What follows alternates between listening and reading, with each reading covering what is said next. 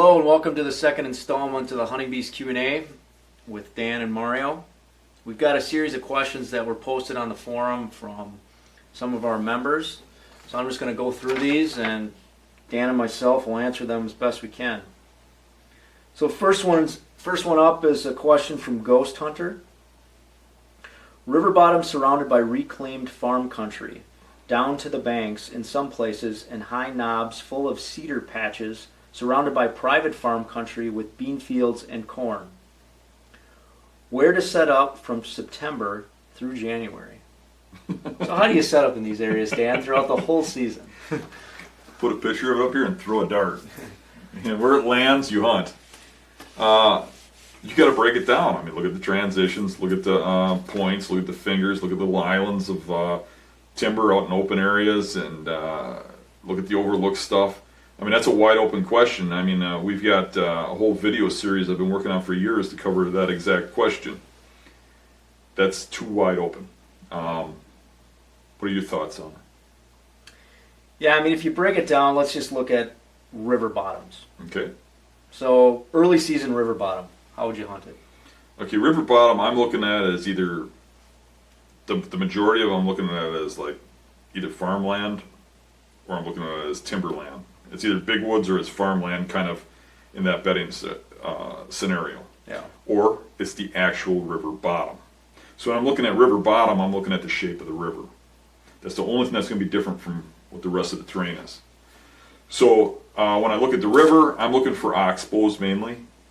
Oxbows create a lot of bedding along rivers. And I've had a lot of action over the years. Some of the biggest bucks I've ever hunted have been in oxbows.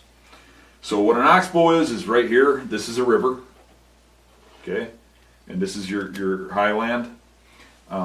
This is an oxbow. Now, if the river bottom is farmland, it's probably going to have a field that goes like this. Whoa, it's taking off on me. So, okay, so when you're going to have deer bedding here is usually when the wind is blowing in some sort of, if this was accurate, southerly wind, okay? The wind's going to blow somehow this way. Might be off that way, might be off this way. So now, if you have this wind here, he's going to probably be bedded over here. If you have this wind here, going this way, he's going to probably be bedded over here. If it's straight on wind, he's going to be bedded up there. And he's going to be smelling this mouth, and he's going to be looking across the river for danger, his escape. Now some of this has to do with how big the river is, how wide it is, how easy it is to cross, those kind of things.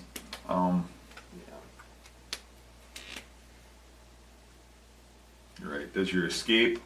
I've seen it where it's actually more of a island, and you got a shallow water crossing. Those are really good usually. And the best one I've ever had was one down in Iowa. I hunted one that was just awesome. Every time I ever hunted it, I don't hunt that area no more.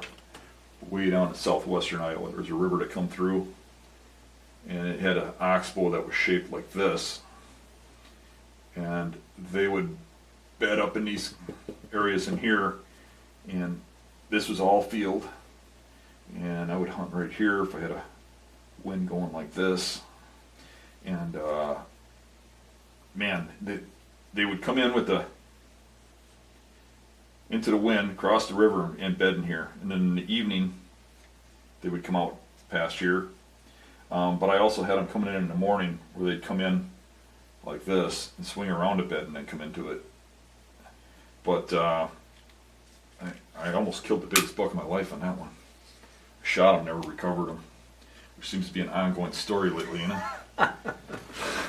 But yeah, if it's all timber, they'll still bed in those oxbows. So oxbows mainly. You can also use turns in river during rut. I can think of another spot where I had a river that had like a point in it like this, and then it swung around like this. So this is the river. And this point had all kinds of doe bedding on it. And the timber was like kind of like this, and then there's a little timber line like this, and then timber over here, and these bucks would come across and they'd want to check on these does. So some of them would come kitty corner like this, some of them come up like this, but they'd run this area. Then they'd go through into this next piece of timber through this little tiny funnel right here. And I'd sit right here and I'd watch all these bucks come check on those does, and then come that way or come like this, because the river was real deep. But you can use little terrains to cause funneling during rut.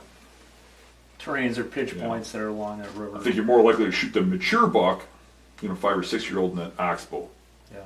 But you're going to see cruisers, rut cruisers, in those type of spots. Yeah. Everything else in a river bottom like that is going to relate to what terrain it is. It's obviously going to be flat if it's river bottom usually. Then it's going to get into whether it's farmland or it's timber. Yeah. Because you have a water source too, not only are you thinking about wind, but you're probably thinking about thermals as Mhm. well. Yep. As it relate to it. Other items that he had in here, full of cedar patches surrounded by private farm country with beans and corn. So if you got cedar patches, if it's low-lying cedar patches with grass, some of that can be pretty good bedding. Oh yeah. But depending on how big those cedar trees are, it can also be hard to access to hunt. You're right. But- Observe it, Yeah. But if you got, as Dan mentioned, a transition that's between the private farmland and the cedar patches where they're bedding, hunt that transition. Mhm. So, bean fields, cornfields, September and January, I would say as the season wears on, like we mentioned, late season with a cornfield or a bean field, it's really going to matter, is there any remnants of any of that crop that's left in Well, that late season? on a cornfield or a bean field, what happens in late season is usually they start bedding further back because they're going to get bed back and fix stuff. Mm-hmm. But in early season, a lot of the time, you'll see deer bedded right on the edge of a field. Yeah. Looking into it, where they got the wind to their back, wind blowing into the field, and they're watching downwind, smelling the timber behind them where they can't see. But you won't see that as much in late season. You'll see them head back into thicker stuff and travel to the field. Right. Like we saw, some deer will travel quite a distance to get to those. I can't tell you how many times I've had people tell me that that they can't understand it, but they got trail cameras up and they're observing, and they see all these deer in this field, shooters, in daylight. But you go in there and hunt, you don't see them. Well, it shouldn't be any big mystery. They obviously know you're there. Right. They're seeing you. Yeah. They're seeing you or smelling you, one of the two. Right. Deer are notorious in croplands for bedding on the edge of an open area and watching it. And I think a lot of people don't get that. Yeah, I think the other thing I've noticed on crop fields where there's heavy travel patterns, deer may bed in the corn, but I've seen this too, is where if you have a heavy section of timber, Mm-hmm. and I've seen in corn where they'll have like maybe an open strip here, Mm-hmm. but then this will be solid corn. And then they'll have another open strip like here. Mm-hmm. I've seen these open areas that are accessing this timber, like they use this corridor to just be pounded like right on this corner, Mm-hmm. And then the deer they'll go through and hop this other access point where it's like they're shielded in here, where that corridor is cut in the corn, Mhm. where they have those strips, but this one corner transition was just loaded with tracks, almost like it's like a meeting point where the open area is between the corn and. Stanley talks about hunting like that a lot. When you listen to Stanley on the website talk, Yeah. and he shoots an awful lot of big bucks, and he hunts a lot of those corridors like that. Yeah. Yeah, and I think in obviously as Another thing about farm country is, you get into farm country, a lot of times they're not bedded where people expect them to bed. And you can tell people this till you're blue in the face, but they just keep hunting the same way. There's one farm by my house. This is fresh in my mind because I've been mapping this out and showing the video and stuff for the farm video. But here's a road that comes through. There's this farmhouse here, right? And this farm gave me permission to hunt their property, and they got this giant wood lot here, and this is all farmland around, or fields around it. The road turns like this and goes off this way, and this guy gives permission to every single person that asks, every person that knocks on his door, and you can't go out there any day and there ain't cars parked. And on the weekends it's nuts. You know, there'll be cars parked all over behind his farm, over here, and people will be hunting this wood lot. And this guy wants to get rid of the deer because he believes they're doing all the damage to his crops. But over here, there's ditches and tree lines connecting all these fields, but it's all open fields, right?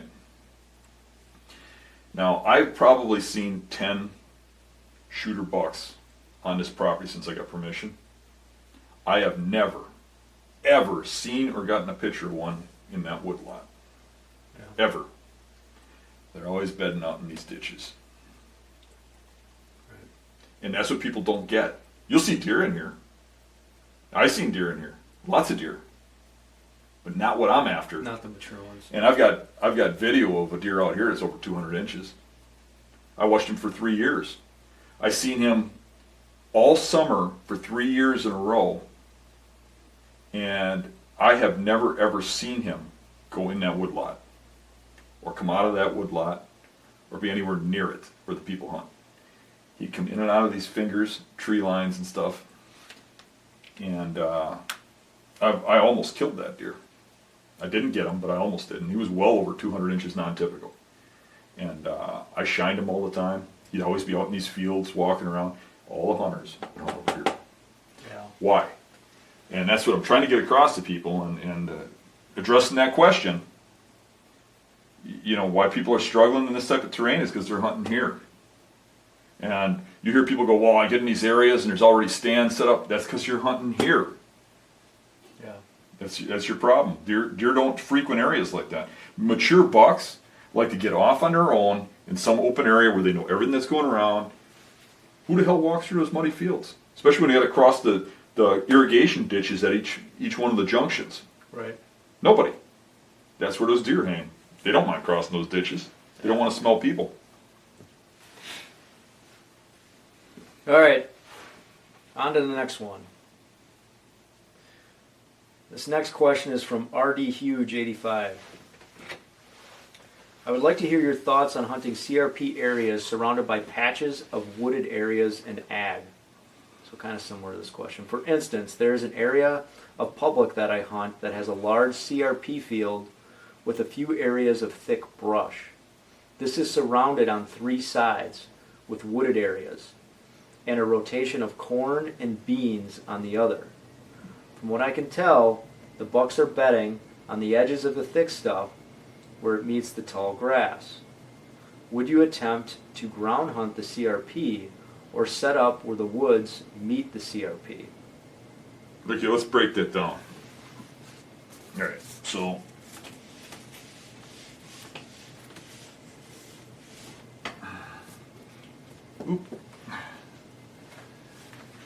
here's a CRP field at Dave's farm. Okay, there's a wood lot here, up here. There's a wood lot coming off here. There's a little wood lot here. There's a heavy tree line along this edge. This rotates between corn and beans. This whole area here, right? This is all CRP, this here, okay? So, where's it? So I see a lot of bedding in this CRP. When you're talking about edge bedding, that's a little different than CRP bedding, even though it's in a CRP. And I see that right here, there's a spot where there's a bunch of fallen trees and there's a lot of brush, and I see deer bed there a lot. It's a little different than just CRP bedding because they're bedding there because of the tree line, really. Right. So it's more like tree line bedding. Okay? But when they bed in a CRP, this particular CRP, this right here, is a valley.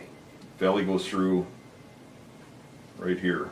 This is a valley going through here, right? Lowest spot. And the highest spot is up here and here. So there's a little ridge line right here and here. So there is a patch right here of willow whips, sapling willow trees. When there's leaves on it, there's always bucks bedding in there. And then the wind direction doesn't matter because they bed on this side when it's going that way, they bed on that side when it's going that way, and so forth. So where there's cover in there, where there's a tree growing in the CRP. Just like cattails, you look out at it, you're looking for some kind of structure, right? Right. So you got structure here.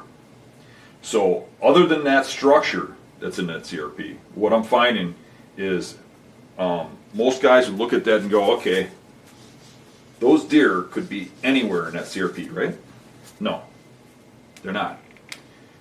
This ridge right here, the majority of the bedding is right here when the wind is west. This being west, got to I rotated it just from the way I envision it. So when we get the rare east wind, you see them bedding on here. They're bedding leeward. Okay. Even though that ridge is only a 10 or 15 foot elevation, it's a relatively flat farm. They're still bedding leeward there. And what's interesting about that is you kind of think, well, maybe it's a fluke because there's not much elevation. Elevation is about as much as this room. Right. It's very little. But they're always bedding in that area. So it's rare they're bedding up here because we have rare east winds. Right. But we do get them there when there's an east wind. So the farm lady, Dave's mom, every now and then she mows this whole thing because she doesn't get paid for CRP, but it is CRP. She mows it down and cuts it like grass down to the bare dirt so it doesn't turn into trees. She does this every now and then because she wants to keep that as a field. And it'll take a couple of years before it all grows back into thick. Right. But as soon as the grass is high enough to hide the deer, where do you think those deer come? Right in those spots. Exact same spots. They show up in the exact same beds in the exact same locations. That tells me that when they bed in this stuff, they're looking for specific spots to bed. It's not random.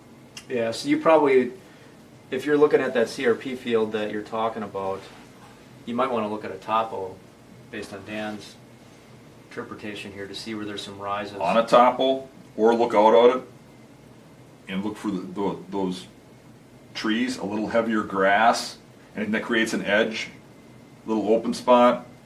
And basically when you're looking at farmland that's kind of semi-open like this, even the wooded sections, think of it like this: highest elevation, lowest elevation. 90% of your bedding is going to be in a high elevation or a low elevation.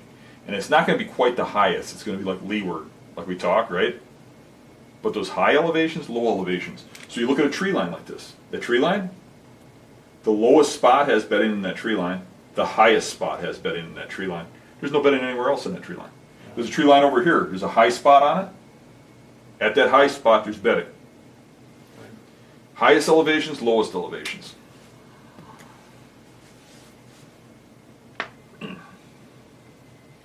Yeah, patches of wooded areas in ag. Another thing is like the patches of wooded areas, especially if they're transitioning to the patches of ag areas, that I think you could probably scout the entire perimeter of that thing and find Let's where you blow got this up once. Okay. where you've got your access trails coming in and out. Okay, so here's that wood lot in the center of Dave's farm, right? There's a pond in the middle of it here. It goes actually into the neighbors. Okay, this over here is old pasture and one field right here, crop field from the neighbor. This is crop field. This is a big food plot. There's a little food plot here. There's a food plot here. There's a food plot here. There's a big field over here. This is all that CRP. This is CRP. This is all CRP. So when we get this west wind, a lot of times they bed right on this edge. Watch now. Okay. When we get an east wind or a southeast, they hole up in here. You get a south wind, A lot of times we get them right here. Other than that, they're bedded based on, here's timber, this is kind of grass transitioning into the pond, they're bedded on these edges. Bedded on the edges here. So like anything else, you gotta go in there and scout. So they're bedded on transitions and they're bedding on edge looking out. The main thing you gotta remember is all this bedding kind of relates to the same thing. They put their back up against thick, nose to the open, wind coming from the back. Yeah. Yeah, so if you got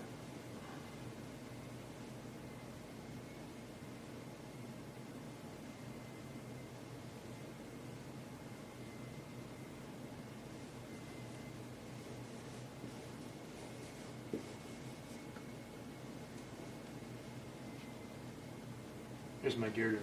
You like it? Yeah. So this is what Dan's talking about in these bedding scenarios.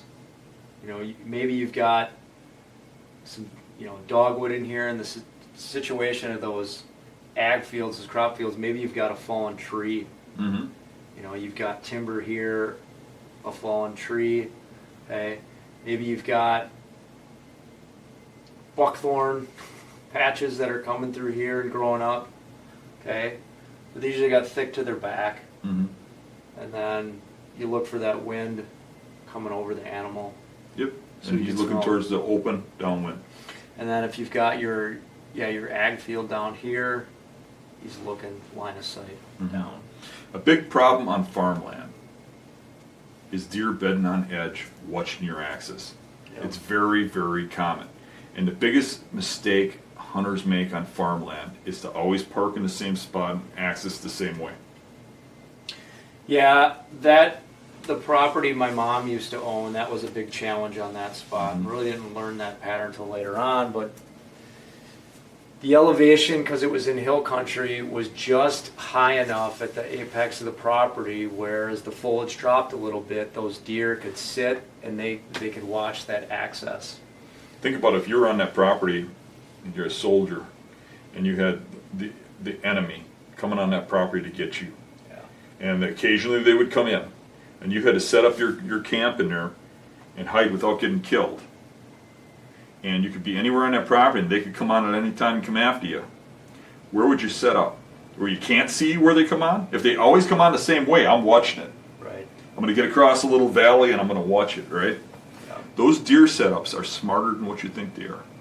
I don't know if you want to call that instinct or if they're that smart or what, but they are set up watching that axis. They're looking for you. Right. Sometimes you can get by walking past and then sneaking back through and setting up someplace else. But you got to think that they're probably bedding to see you. How can you get in there a little different sometimes and hunt from a different way? Or Yeah. Talking to a couple other people, you know, stories about farmland and how deer adapt to tractor noise, farm equipment noise. I heard a couple different stories of during the time when the farmer's pulling crop and he'll have deer in the field coming to pick up either the bean or the corn scrap that's coming out there. But those guys talking about having success on mature bucks in those scenarios because they're almost using the farming practices as cover because the deer are used to that. They're used to the scent on where the tractor goes or where the farmer goes as they're moving in and out of the fields to farm. right. And so in that aspect, the deer get accustomed to that pattern. But the moment that you break outside of that pattern, you spook them. But if you know that about the deer and the deer that are on your farm or your property, you can use that to your advantage. Right. If the farmer's going out to do something with his tractor, walk out and access the same time that he's doing that. Use it as cover. Not picking on Ghost Hunter, but it's a pretty wide open question. All right, sideways Z. Mature bed size. Do you ever measure size of a bed? I'm guessing you would measure the width, the distance from the spine to the gut. Is it more important than length or both? Well, length is probably the most important thing. However, it's not an easy task to do. If you're able to measure a bed and you see that bean shape, because when you look at a bed, when it's a singular bed, it'll be shaped like a bean. That Right. means it'll be like, and that means that deer, this is his back, Yep. and he's going to be looking this way, and the wind was going like this. That's what that means. Yeah. So the trick of that is that you can't measure that. I mean, I don't know what the measurement is. I know when I'm looking at a big bed. Yeah. The trick of that is that bed there, if it's shaped like that, one of two things. You're looking at a bed that was used once, you're looking at it in snow, or you're looking at a bed that is only used on this wind. One of the two. Either one makes it a hard bed. Usually a bed that's used on any wind is going to be giant and round, and that's because he's bedding. The bean is right here one day, it's right here one day, it's right here one day, it's right here one day. You see what I'm saying? They shift around to the wind. So that makes it hard to measure. Generally, when I'm looking for beds, I could give two craps about a measurement. I'm looking for an area that's overlooked, that has about 30, 40 beds in there, maybe even more, in a small area about an acre, where he shifts around that area, and that there's sign in there of big bucks. I like to see one that's got 40 or 50 beds in it, and has giant rubs on the entrances and exits coming in and out. If that's reality in all my setups, no. But that is the type of area where I have a lot of action. Yeah. And now I get into, like, say, Dave's farm, because of the low density of deer, the primary bedding area does have a lot of beds, but you're hard pressed to find a good rub. Even though every time we see a mature deer there, that's where it comes out of. That's where I filmed that the video this year where I wounded that buck. Yeah. Every 90% of the big bucks we've seen on that farm are coming out of that bedding area. Yet try to find a big rub in there. So it's not apples to apples, but it's still an area that has a lot of rubs. Yeah. Density's going to have, I mean, a lot of beds. The rubs are non-existent, but that's because of deer density. More deer, more competition for those beds would have those big rubs in there. Yeah. I think, yeah, it's somewhat obviously stated, big bed, big deer, but the shape of it, you know, like what Dan said. But I would agree that the area and the cluster of the number of beds that are in there is what's going to give you an indication or put you on deer. So case in point, it was actually the end of last summer, which is not the time you want to be in doing scouting. But a buddy of mine asked me to go in and check out his farm, and since how much pressure he puts on it hunted, he's like, I don't care, I just want to go in and learn some of this, show me where you'd go in and set up. And I actually didn't get a chance to talk to him until about a week ago, and he told me how the season went. And it was ironic because he was like, well, those exact spots that we walked to, and you said where those bucks are likely going to be, are the exact spots when we did our annual deer drive, but we switched it up on how we drove it, are the exact spots where we bumped these two nice bucks, and they ended up taking one of them. Mm-hmm. And he also, in an observation stand that we talked about sitting up on, did something that I've never done before. He watched a deer get up in its bed, turn around, and sit back down. Now, that deer never ended up walking towards him, but he saw a deer in its bed. Mm-hmm. The reason why I picked this up about the comment about bedding is because, you know, this is a property that's kind of like this.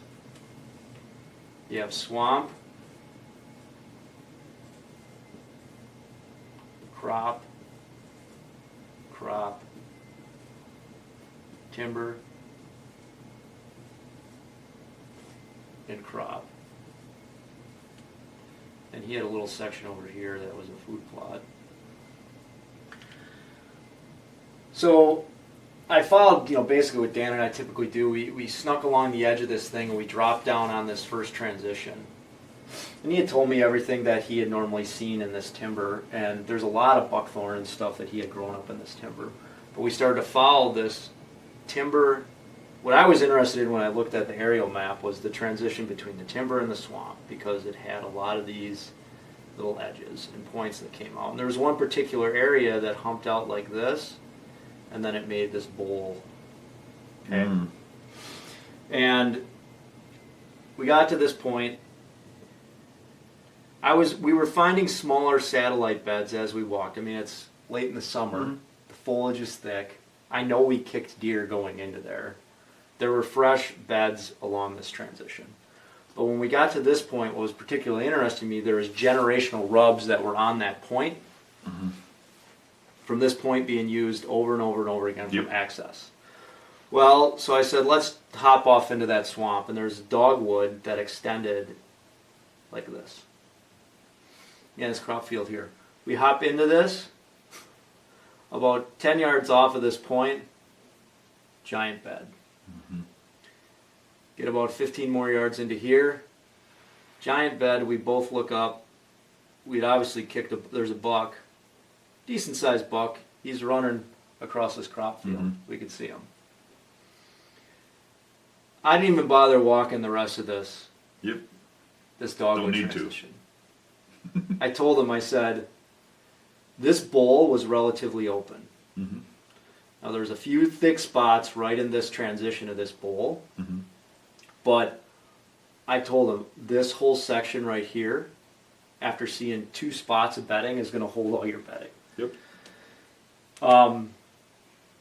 He had a couple bow hunts, due to his schedule or whatnot, but he did do that observation sit up here, and that's where he observed this buck get up in bedding right down here. He's like, I think that, he goes, I was sitting in my stand and I looked down in there and I thought, how the branches sometimes, and he goes, I looked and he goes, yeah, those aren't branches, those are an antler deer. And he's like, the bucks must have stood up, changed position in its bedding, and then laid back down. He watched the antlers laid back down in its bed. Nightfall came, that buck never came to him. Now, there could be a variety of reasons why. Thermals might have pulled this scent there. Buck might have knew he was there. Or it made crops. Yeah, it went out to the crops. But, later in the season when they ended up doing their drive, they were actually able to push this little section. They shot one nice buck on there, kicked another one.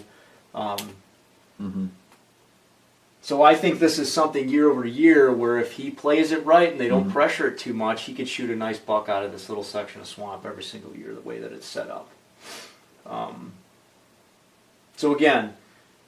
Yeah, I mean, now here, a guy like you or me would probably, instead of driving, we'd probably set up a stand right here, right, and have a slide into it. But your average guy would set up those stands and know that that's the real spot where he can really kill a big buck. And how many times would he hunt it? That's the dividing thing between me and you and the rest of these people. You start to get this down, and when you only got one farm like this, and you know that those are the 2 killing positions, you hunt them 10 times each. Yeah. That's what kills your farm. Yep.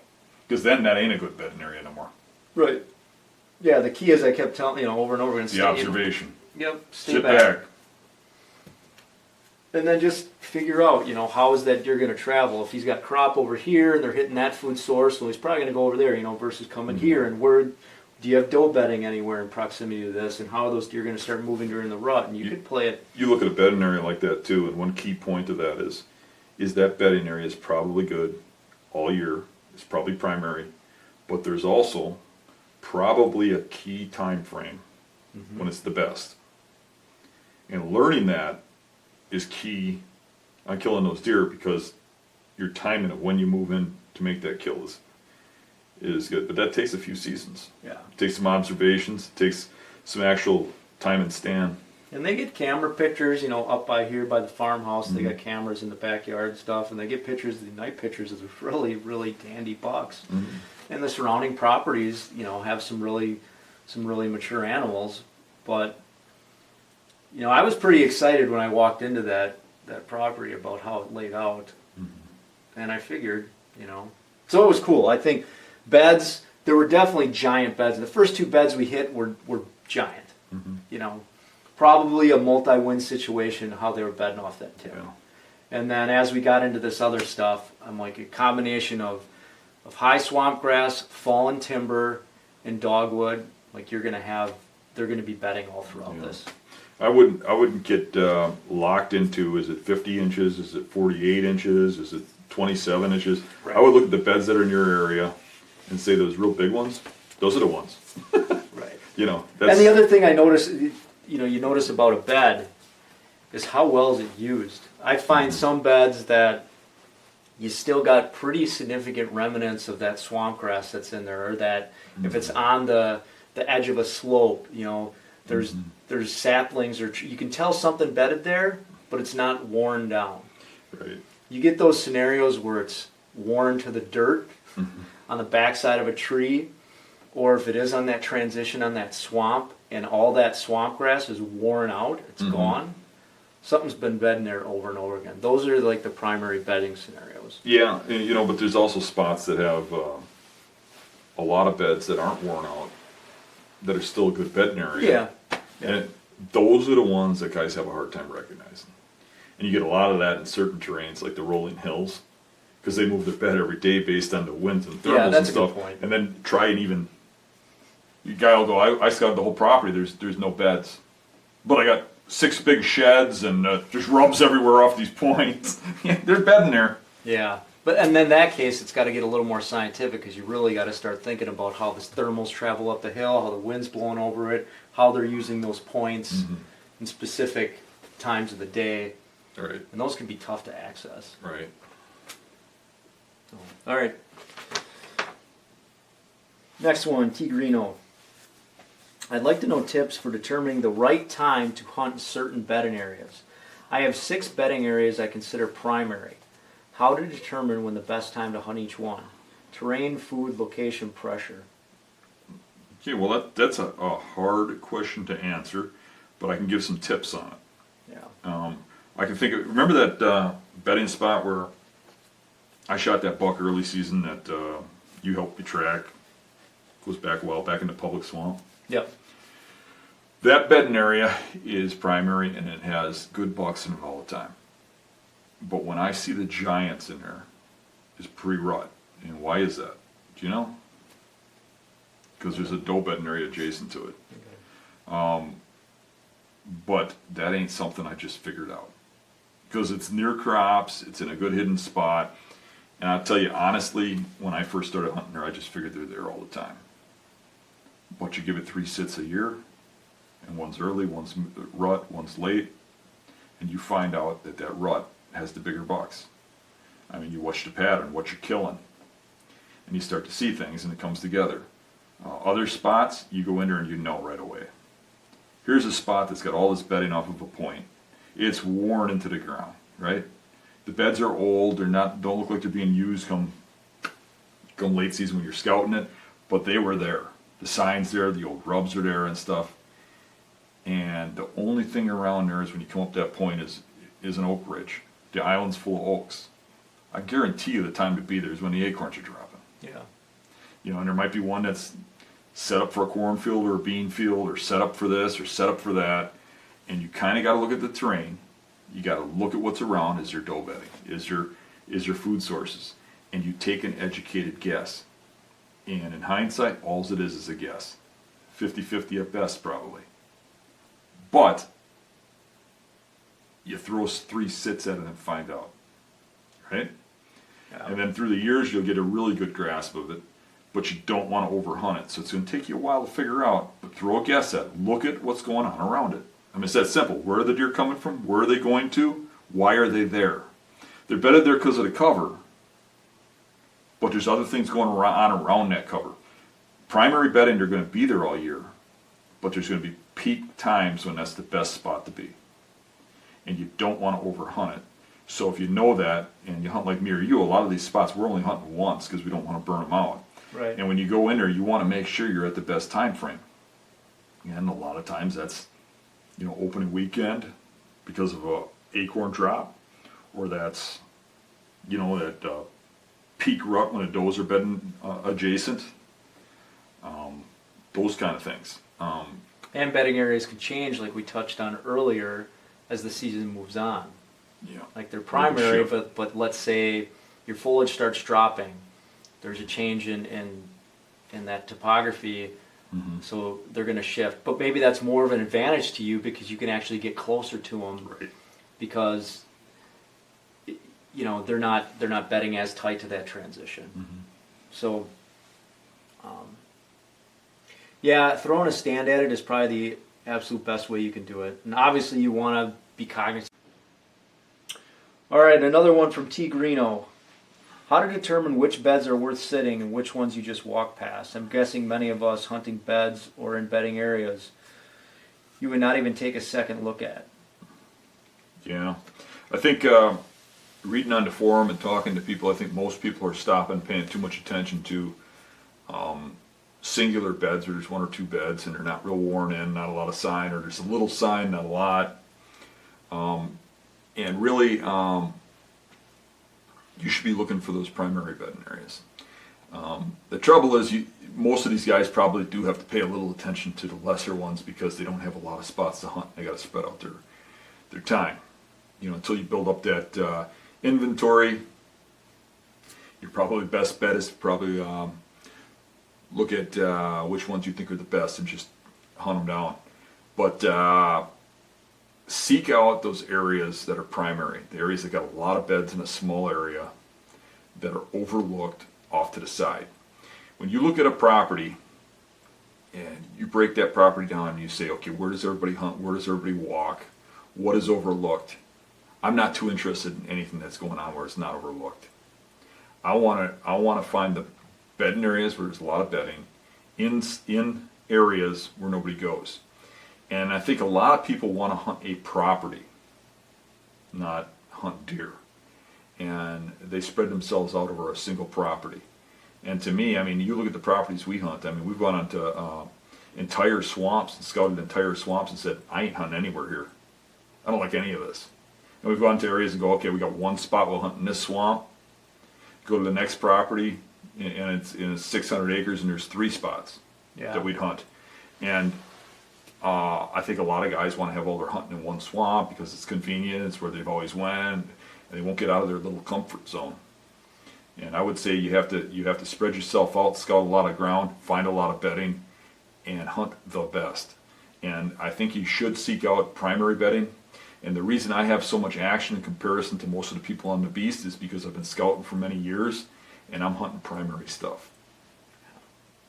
And last spring we scouted 5 new spots, and out of those 5, I mean, we literally didn't find one area that was like eye-opening to say there was a lot of beds here. Now, did we find singular beds? Did we find some sign? Yes, but there wasn't that getting into an area and seeing multiple beds clustered. And a lot of these were highland to swamp transition type beddings.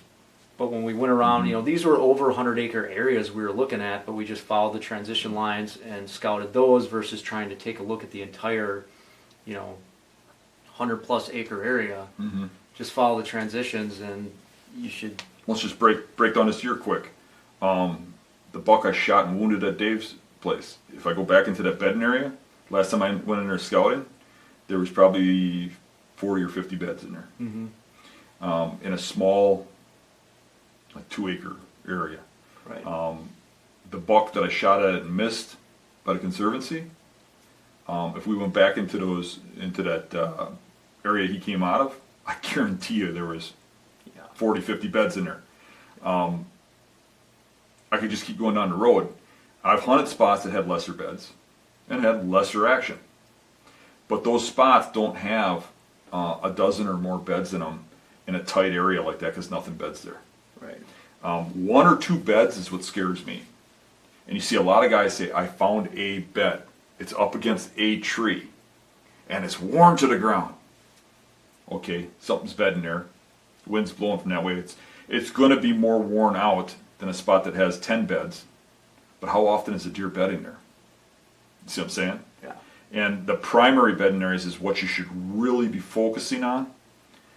I just don't want to tell people to do that because they're going to run out of spots to hunt and they're going to overhunt that primary. So I would say scout as much as you can, as many areas as you can, cover as much ground as you can, seek out the spots where people don't go, and then hunt down the best spots you've found. All right, next one, posted by ODH. Question is about in-season scouting and going blind in hill country. Where do I stop and climb a tree? One example, cyber scouting leads me to a likely area. Call it a point off a ridge. To get there, I walk the leeward side along the military crest, and I begin to see the sign I hope for. Fresh big track, maybe a rub or two, etc. Do I stop, hang a stand? Or do I press on, get closer to the actual point because that's where I expected the bed to be? Does the sign dictate the logic or assume timing is before rut phases, etc.? Well, if it's me, I'm taking a good guess on where that bedding is ahead of me. I think you've already done that when you were cyber scouting. Yeah. And I'm looking at it from a distance saying, okay, can that deer see me? Can he hear me? Can he smell me? Yeah. And if he can't, I'm going closer. I'm going to go as close as I can without being heard, seen, or smelled, or risking it. And at the point where I think, if I go much further, there's a good chance that deer's going to jump, I'm setting out. And every now and then, you're going to go too close. And you're going to kick them out of there. And you're going to have to live with that, because if you're not occasionally kicking that deer out of there, you're not getting close enough. Because what's going to happen is when you set up too far back, because you're paranoid about going too close, is that deer is going to get up, start walking towards you, stop at an oak tree and feed, and you're going to watch that thing at 50 yards until it's blackout. And at some point you got to get out of the tree and the whole hunt's blown. Right. You have to push that limit. You have to be as close as you can get to kill that deer. There's some advantages you can have with wind and disadvantages. And if you're looking at that hill, let's just do this here. Okay, this is your point. This is downhill. This is the valley. This is the hill, and you're coming along that Military crest.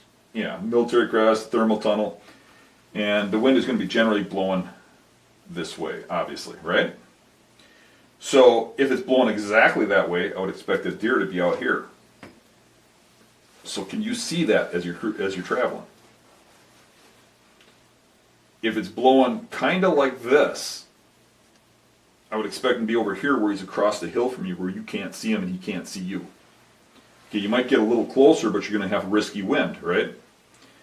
If it's this wind, I think I would probably come in from up here, actually, and then come in along here, and set up some out of sight view, and set up somewhere along in here, instead of coming along that military crest as he described, right? It's all a matter of that mindset of how I look at coming into a situation, right? You don't want to get seen, smelled, or heard. So it's all a matter of situational wind direction and where you think they're going to be bedded. But the whole trick is, to answer his question briefly, is to get as close as you can without entering scent, sight, or smell zone. Plain and simple. Yeah, and in the description that you gave too, you have to somewhat estimate where you think that deer is going to get up and walk to. If you think he's going to walk on that military crest or that transition line to you, where you first see that sign, then set up, because he may make that distance. But if he drops down and heads down the hill, and then it'd be the situation like Dan described, where you're watching him feed 50 yards from you. Yeah, early season's hard because they don't necessarily stay on that military crest. They can go any direction. Right. So having a good knowledge of the area and where they're feeding and what's going on is probably a little better. All right, next one, posted by Stash59. How much or how hard do you look for doe bedding? Do you just assume thick and nasty stuff bucks may bed around the edges of will have doe bedding? Or do you go dive in and search to confirm that does are bedding in a spot? Just want to clarify. Okay. Generally, I am just buck hunting early season. And by the time rut comes around, pretty much know where all the doe bedding areas are. Usually in swamp terrain, they're real close to the buck bedding. And in hill terrain, they usually are too. So it's usually not far. As a matter of fact, sometimes they're together. just that they hold more does, and the does bed a little different, a little higher elevation, a little out of the swamp, where the bucks got to have those situations where they cover all directions. Does bed a little further out. But they're usually in the same general areas. But I'm not usually out there seeking doe bedding areas, but I do find them when I'm scouting. You do see where they've bedded, and you store it in your memory bank for fall if you're out looking in spring, right, or winter. And most of it is confirmed. What I think is usually going on usually is, and it's confirmed during the season when you see the does coming in and out of those spots. Yeah, I think when you lock down, one of the areas in particular where we had a pond that bordered an island that bordered a swamp on the other side, and we located that and noticed that there were a huge concentration of doe beds on that island, in between the pond, in between the swamp. And the bedding that we identified out in the swamp, it was logical that a mature buck could sit in that bedding in the swamp, and during a pre-rut or rut phase could smell the activity of those does bedding on that island. And then you had the natural border of that pond where nothing could really cross there, and there were a couple pinch points where they'd access on and off there. So in that scenario, it's good to put that, to denote that, because you know under a certain wind, a buck could be bedding out in that swamp waiting for a doe to come into estrus and then giving chase on that island transition. So I think it's important for that. But I've seen them bed just a little closer up, a little further in, but in the same general areas as the bucks are. You know, you'll have doe get up out of a good area to bed, and they'll come to you, and then 45 minutes, an hour later during that prime time, you can get a mature buck to come out. It's almost like the real good competitive primary bedding is back here, and then you have this secondary or sort of satellite stuff that's out there where the immature stuff is allowed to bed at. And then, you do see does bedding if this is your transition, maybe on those fringes and things like that. But, I've had watch doe walk out of the swamp 100 yards into the cattails and bedding right out there just as you'd see a mature buck. So. One thing that confuses a lot of people on doe bedding versus buck bedding is looking at the bedding and knowing it's doe bedding. A lot of people take primary bedding, and because of the number of beds, they think it's doe bedding. And a lot of people take doe bedding and think it's buck bedding because there's rubs near it. Well, the rubs are because bucks are coming into their breed. So you're going to see rubs in doe bedding areas. What you're not going to see is those rubs right in the exact bed. When you see a rub right in the bed, where the tree comes out of the bed and it's rubbed, that deer was bedding there. But what you do see with doe bedding is that little bean-shaped bed, and they're usually not in the exact same position every time. And they're going to be like this regardless of the wind. They're going to be bedded in a circle. This one's looking this way, this one's looking that way, this one's looking this way. They bed as a group. Now, when a doe is alone, and you have one doe, they bed like a buck, and they'll bed in buck bedding areas, if there's not a buck there to harass them. Or they'll bed in satellite bedding. But when they're in groups, and you're looking at those bedding areas in the off-season scouting, you're going to see this formation. And you're going to say, I think this is a buck primary bedding area because there's a rub over here and a rub over here. But what you see with a buck primary bedding area is they're going to have that good background. They're going to be set up to look someplace. They're going to be set up to sit with the wind to their back. And you're going to look at that and you're going to say, okay, he's got the wind here. He's got an obstacle to his back. The doe bedding, not so much. Right. There's going to be a spot over here where you could get up against a tree, but it's not. Why? Because they're bedding as a group. Yeah, they're bedding as a group, and they're using the collective group to alert them to danger. And an observant hunter should be able to look at this and recognize that this isn't buck bedding. It's not bedding set up perfect. When you look at a buck bed, bucks bed securely. You look at that and you get in and you're like, okay, how the hell would I get near this thing? You can get near this one. Right. You just can't because of this guy or that guy. Right? Because you got 6 set of eyes looking at you. They bed as a group, and you should be able to see that and read that when you're looking at the bedding. If you're not reading and seeing that, you're not taking the time to look at the beds close enough and to think about the wind close enough and to look at the terrain close enough. Yeah. Good point. All right, next one from Net Guy.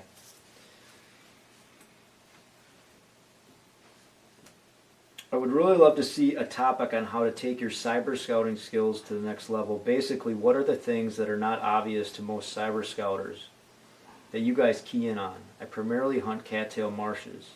Easy for cyber scouting. Tamarack swamps, big woods in northern Wisconsin. I don't hunt hill country, but I'm sure plenty of beasts would be interested in that as well. So really tips on cyber scouting. Yeah, that's a hard one. You just got to get good at reading maps. I think the biggest tip I would have is that you really got to zoom in and really look close. I think a lot of people stay zoomed back and don't see things in detail. I mean, looking for trails in those marshes and swamps, you can see them when you zoom in. You can see, and one of the big tips would be to use the Google Earth program where you can look at historical pictures, so that some images won't show trails well, some will, based on timing. And zoom in and look at the trails, and you'll see all the trails spider to one spot. Yeah, there's probably a bed there. Swamps are a lot easier to cyber scout than hills. Hills, you're just looking at topos. Yeah. You gotta look at the image of the aerial to know where the timber is and how it lays out, because that's not usually too accurate on a topo where they show the green where it's timbered by the size of the trees and stuff on an aerial. But in hill country, a topo is your best friend. When you get to the swamps and the marshes, you're really looking for those deer trails. You're looking at points and fingers of timber coming out. You're looking at stuff off to the side that's overlooked. Stuff where there's no parking lots, where there's a clump along the road. You might see a road comes along and it's all cattails off the side of the road, but there's just one little clump of crap coming off of there and there's no place to park. That would catch my attention. Yeah. Things like that. But the trails in the swamp should tell the most. I mean, if you zoom in and you can't find any trails, or it's one or two, I mean, I look for an area where there's spidering trails all over the place. There's something going on there. Yeah. There's some sort of bedding going on there. Yeah, the swamp thing, and similar to what I mentioned, my buddy's property, if you've got a mainland here and maybe some mainland here, let's say, and where Dan talked about those trails, quite often when you zoom in, you can see the discoloration or the change in color where you have that dogwood. Mm-hmm. Okay? And you've talked about this before, how those deer, the mature bucks, will specifically navigate along the fringes of that thick to get to where there's that hump, that point, that outcropping in that swamp. And the cool thing about cyber scouting is you can actually zoom in and look for areas like that. You might see this lone cluster, maybe it's a couple little sections of trees, or it's some dogwood out there. You'll see it just out in the middle of this wasteland of swamp grass, or even sometimes cattails. And when you zoom in, you start seeing this. This is what I look for. Yeah. If you've got a Spidering all from spot, the same spot. if you got a spot that's something like that where there's spider webs coming off, well then I start thinking about wind direction and setup and how I can access around this. That's what I look for. There was a spot where you've got all this sea of cattails here, right? And there was one lone area where the timber pinched together. Sea of cattails all along this transition, all along here. Where do you think the heavy trail was on that? Yeah. The shortest distance in between the two secure spots. It was right And there's here. probably some buck crossing trails. Right. Yeah. And it was like everything was filtering down in this pitch point. When you go in there on foot and scout it, this was all cluttered with rubs. Yep. Because of the doe traveling in there. So, you're looking at the edge, you're looking at the changes, little islands, little points, little fingers, and then you're looking for trails to back up what you're seeing. And the topos on the swamps can help for identifying those elevations or high points, maybe where you don't know for sure what kind of cover that is out there, but if you identify some high points with topos out in the swamp, then deer are probably going to bed in there. They'll bed on those high points, or at least they'll use them to travel. But yeah, the topos, if you get your elevation lines running like this, that's where you can really start to determine, okay, where do I think, my military crest, that buck might be bedded on a certain wind on this side of the point, or he's on this side of the point. And then you can start judging your access, how am I gonna, can I come in, how am I gonna loop in down on top of them, or come across on them. So that's what the topos are good for. Yeah, it's sort of a, you can flip them and do 3D ones too, which that almost allows you, if Google has the high definition maps for the area that you're in, they don't have that everywhere, but you can actually rotate it so you can see a 3D view of it, and you can actually look at for some taller trees that are in those areas, which give you some indication where you can sit. So, what is it? What's the one you use? G4 maps and G4 mapping. Yep. It's called mappingsupport.com. Mappingsupport.com. You've got Google Maps. And then hillmap.com. And Hillmap. Hillmap gives you that flip screen. One side's got one map, one side's got the other, and you can set this for topo, terrain, or whatever, and set this for aerial. Right. Those work. And when you move one, the other one moves at the same time. So that's a good one. It's just that you only got half a screen, so it's kind of smaller. Right. I like the mappingsupport.com because one click of a button and it changes the screen, and it's the same size in the same spot. Right. And typically, your county municipalities or any of the different counties, at least in the state of Wisconsin and other states, have this. You can log on to those county websites, and you can get access to the GIS mapping, which is shows you all the tax information and land ownership information. If you're accessing areas that are adjacent to private, you want to know who owns something, you can, and that a lot of those now have aerial and topo overlay functionality, as well as showing you elevation lines and everything like that. So I've used those as well too, because they give you land ownership and they give you land borders, which helps. Mm-hmm. Especially when you're hunting in public that's adjacent to private and so on and so forth. Mm-hmm. You want to make sure you're in the right spot. All right. Next one in the final set of questions here. Northwoods Wisconsin Hunter. Dan, you shoot a buck.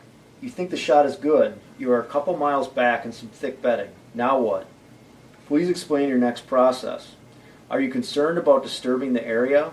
Will you field dress a deer where you find it? What items will bring with you to help track? Is there a maximum amount of guys you will allow to come with you? okay, so I shoot a buck. That's my primary objective going out there. The buck's dead. I'm not worried about that area no more. Yeah, so you're not worried about necessarily disrupting the area anymore. Not at all. Yeah. Even if you were coming in there and hunting after me or somebody else, that area is pretty much shot once you shot a buck. Yeah, we've even been if we in don't this find it. situation. Yeah. Right. Once you shoot that buck, my primary objective is getting that buck and getting it out of there. If it's shot through the vitals, and I'm pretty sure it's a frontal shot, I'm probably getting right on it. I'm getting down, I'm tracking it. Then attempting to find it while I'm back there. Once I find it, then I might get a crew together to come out and help me get it out. Or might just start dragging it out. Got Mario on speed dial. He likes dragging deer. If anybody needs that number, send me a text. I'll forward it to you. But yeah, I'm not worried at all about disturbing the area. As far as tools for tracking, I generally have a small flashlight in my one of my pockets. If I'm going back and getting help and coming out there, maybe there's some concerns of getting lost, or getting misturned and having to walk 7 miles out of the area, and you don't want to do that. And some of the places I hunt, that can be a concern, or it can be a concern getting onto a property where I shouldn't be and causing issues. In those cases, and in a deer that's marginally hit, I might bring a roll of toilet paper. Toilet paper will dissolve into the soil, and I'll use one sheet at each blood spot and toilet track the deer.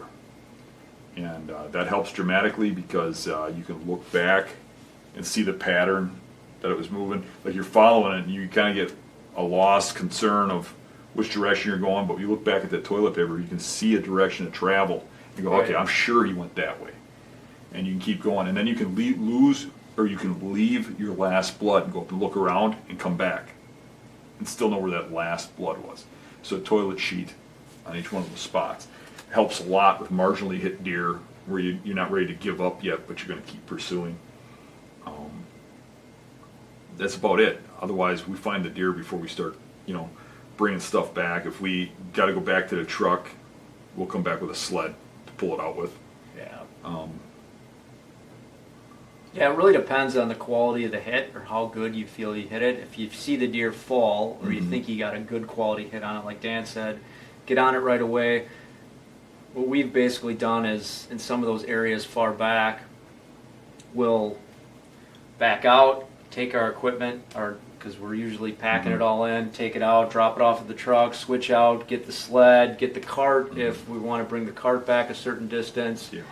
And really, if these are some of your primary spots, this is where you kind of have to have those go-to people that you call, that you trust, but aren't going to maybe take advantage of the information that they're getting by going back to your primary spots. Right. And that could be a tricky thing with hunting. It's a reality of it. The people that you entrust to go back to these areas that you've scouted and spent a lot of time to, they're going to find out where you hunt. Yeah. And a lot of people say they want to have their equipment with them to pull a deer out, like a drag rope, like this, like that. And if you're back the distance that he was talking about being back, I mean, we've killed deer 2 miles back on occasions.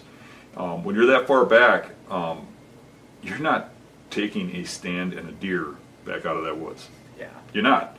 So that trip back to the truck is not a big deal. You got to go drop your equipment off anyways, because otherwise you got to go back on a different day and get your equipment. Yeah. So we got to pack our stuff out anyways. Even if we find the deer, we're field dressing the deer, going back, putting our equipment back, come back out getting the deer. And a lot of times on those trips where we're 2 miles plus back in a swamp, it's an all-night event. I mean, I might have to work the next day. As a matter of fact, that's been a ritual, hasn't it? Where I always have to work the day after we shoot a deer. I mean, it never happens on a weekend. Right. And it's by the time we get that deer out, packed out, all of our equipment out, it's usually time for me to go to work. I haven't slept all night. Yeah. That's pretty common because you do have to take your equipment out first, or you are going to struggle and fight with that stuff on your back. Getting that stuff and the deer out. You might as well as just go back.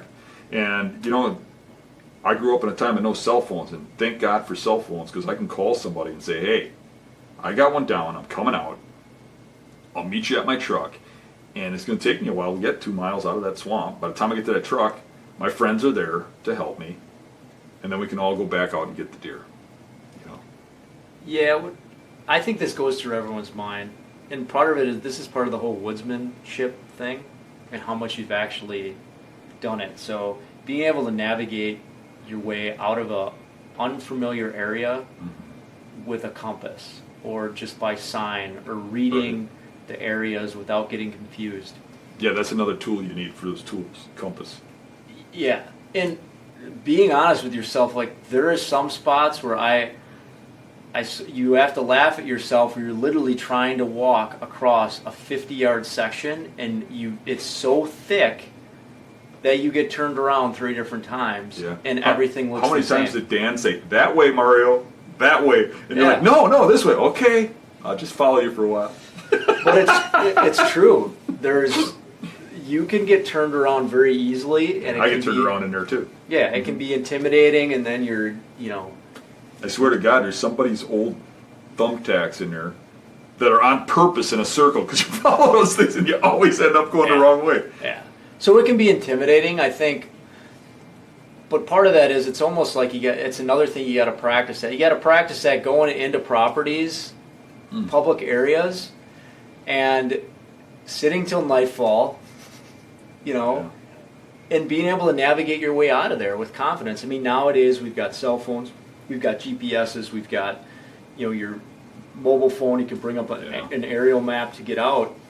But sometimes it's just, if you can read a compass and you can follow your way out on that compass and follow those transitions and you're confident with that, it goes a long way, because then you're not worried. You're not worried when it's getting close to that kill time and you're 2 miles back. You're not worried about how am I going to get this deer out of there. You're just worried about getting the kill shot done, and you'll take care of that part of it afterwards. So a lot of guys navigate too with their cell phones. Use a compass in their cell phone, use this in their cell phone. You got to remember, electronic things can go wrong. They can break, they can get dropped, they can get lost. A backup actual compass is something you should have with you, especially if you're in really, really remote areas. You can have some situations if you're out there in the dark and you can't find your way back out. You can run into water that's over your head. You can. Yeah. And not to say that that's bad, but I mean, you can be bouncing around in circles out there in that stuff, and especially if it's really cold. But what I found is when you're in the middle of the swamp and it's a thunderstorm and it's raining, that it's infinitely harder to navigate around, even if it's a spot you've been in a bunch of times, because everything starts looking the same. You think about that, navigating and getting deer out. I mean, when you shot that big 10-pointer 2 miles back, I mean, it had to be 10 or 11 o'clock at night in the middle of the dark, and we're going out a different way than we never went before, and somebody not too far from us fired a rifle. Yeah, fired a gun. I'll tell you what, I lit up like a Christmas tree. You never know what's out there. There's some guy out there shooting deer. I couldn't even see my hand in front of my face. We've done this before too, where we'll find the deer, we'll field dress it right in the spot where we found it, and then we usually carry an extra flashlight with us, and we take some paracord and tie that flashlight up so it's spotlighting the deer. A couple reasons, we've laid old jackets over the deer before too, try to keep scent on it, keep the coyotes out of it before we, if you're going 2 miles back and like 2 miles back in, it might be an hour or more before you get back to that deer. Again, spotlight the deer, keep the other predators off of it, but also allow you to, in that case, we could see that light from a distance to help you get back to the point of where the deer was. I know it's not deer hunting, but with bear hunting, we were buying those sticks that you snap and they glow. Yeah. And putting one way up in a tree at the entrance when we go in to go track a deer, because that type of area, if you get mixed up, you can end up in Ontario someplace, or you go in the wrong direction.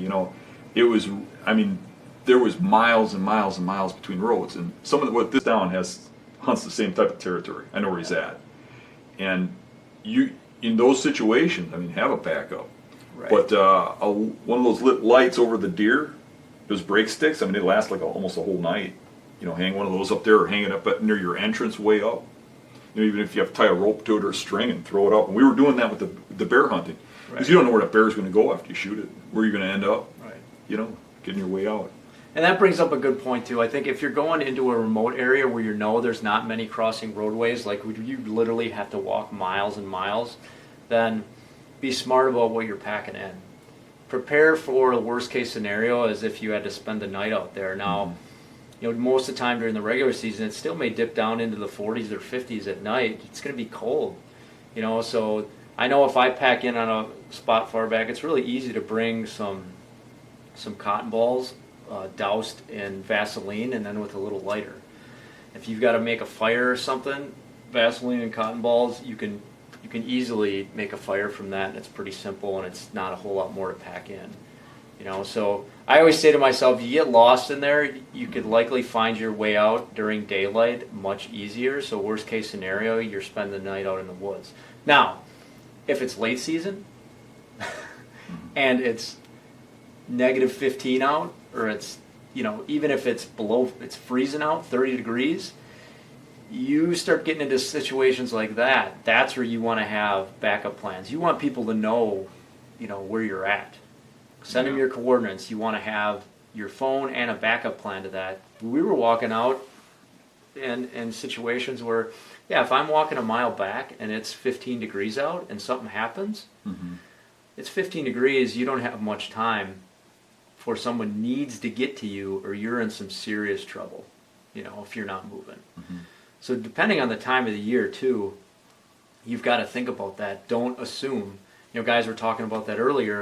If it's cold out and you're packing your warm clothes in, and you're not wearing them because you don't want to get sweated up, and if you are making your way up the tree or down the tree, or you slip and fall, or something happens on your way out, you don't have your cold gear on.